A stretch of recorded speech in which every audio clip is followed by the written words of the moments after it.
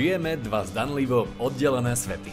Na jednej strane svet práce, podnikania, športu a úspechu a na druhej strane svet spirituality, ktorý stále považujeme za niečo tajomné.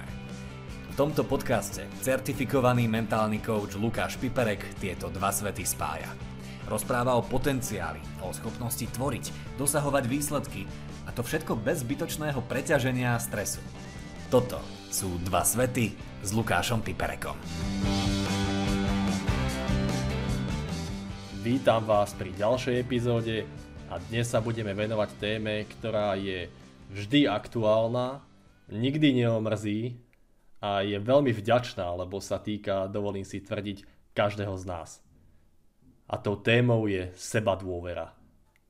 Najmä v tom športovom svete, aj keď samozrejme nie len v tom, sa mi sebadôvera javí ako akýsi svätý grál, ako kľúč k špičkovej výkonnosti, ktorý všetci hľadajú a ktorý som počas svojich hokejových čias hľadal aj ja. Keď si s klientmi položím otázku, čo to vlastne tá sebadôvera je, tak sa väčšinou dostaneme k bodom, že je to viera vo svoje vlastné schopnosti a viera v to, že dokážem uspieť, že dokážem splniť úlohu, ktorú mám.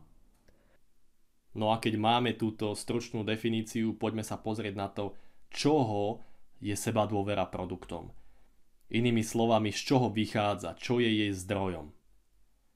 Ono to tak vyzerá, že závisí na úspechoch, alebo teda na neúspechoch, na skutočnej úrovni našich schopností, na tom, ako sa nám v poslednom období darí alebo nedarí, no nie je to tak. Nie je to pravda. Nehovorím, že sa nám to tak nezdá, ale nás by nemalo zaujímať, ako sa čo zdá, ale aké veci naozaj sú. Aká je pravda. Lebo mne sa tiež nezdá, že by sa Zem hýbala, ale to neznamená, že preto je to pravda. Nedávno mi jeden brankár povedal, že vôbec nie je výnimkou, že keď má za sebou odchytaných 5 po sebe idúcich víťazných zápasov, tak sa ho zmocní neistota a obavy z toho, že kedy sa to skončí, lebo že raz sa to už skončiť musí. A to nám ukazuje, že sebadôvera naozaj nezávisí od aktuálnej formy. Takisto nezávisí od skutočnej úrovne našich schopností, pretože aj keď sa schopnosti zlepšujú, sebadôvera tomu nie je priamo úmerná. Takže môžeme povedať, že dôvera v seba závisí presne 0% od okolností.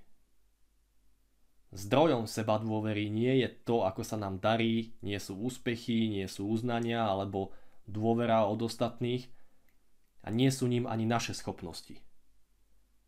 Nech sa to zdá akokoľvek zvláštne, tak sebadôvera nemá nič spoločné s tým, čo sa deje okolo nás. Pretože sebadôvera vychádza 100% z myslenia.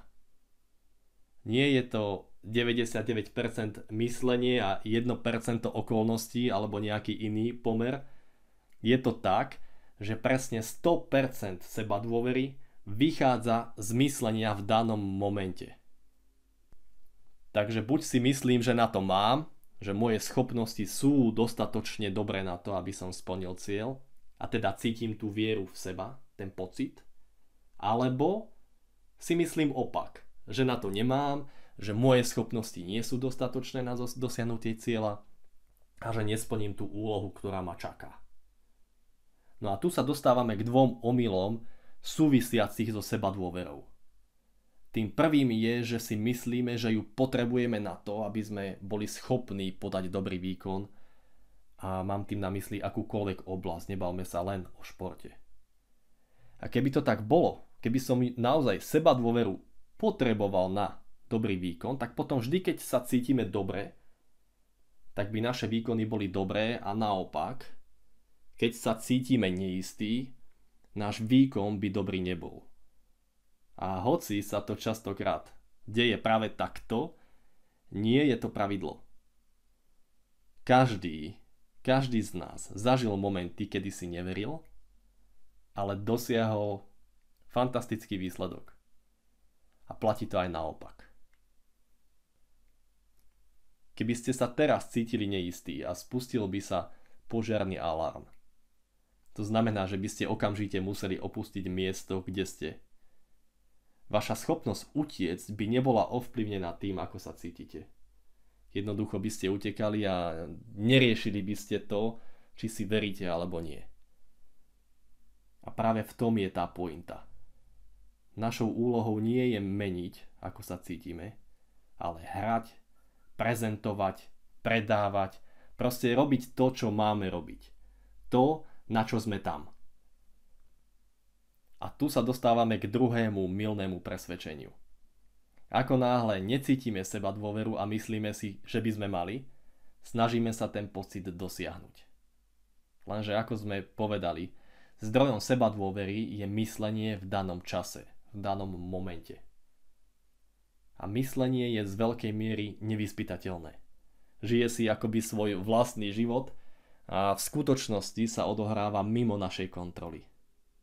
No a raz nám vytvorí predstavu, že na niečo máme a inokedy zase opak. Ale to je to, čo myslenie robí. Lenže my sa nemôžeme spoliehať na niečo, čo sa neustále mení. A či je to tak alebo onak, či si myslíme, že na to máme alebo nie, stále je to len niečo, čo si myslíme a nie je pravda. Pretože aká je pravda? No pravda je, že v drvivej väčšine prípadov nevieme.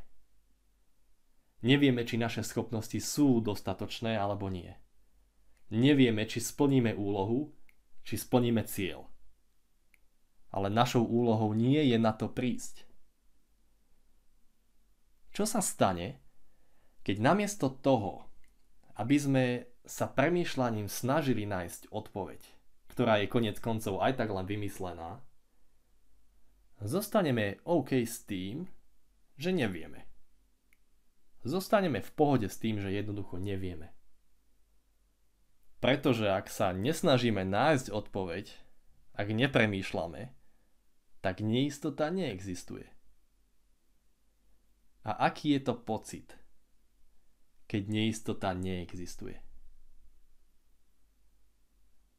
Nebudem odpovedať, to bola otázka pre vás a kľudne mi dajte vedieť, na čo ste prišli.